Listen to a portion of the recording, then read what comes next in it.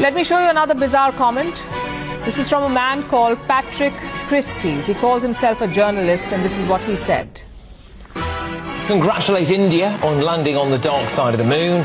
I would also like to now invite India to return the £2.3 billion foreign aid money that we sent them between 2016 and 2021. We should not be giving money to countries with a space programme. As a rule, if you can afford to fire a rocket at the dark side of the moon... India has landed on the moon, and British influencers say return our aid money. If you're going down that road, let's start with reparations. Let's start with the colonial loot. Return that money first. And we have the bill. Some $45 trillion, that's what Britain looted from India between 1765 and 1938. And this is just an estimate. The actual figure could be much higher. But even this $45 trillion is about 15 times Britain's GDP. How about London returns this money first?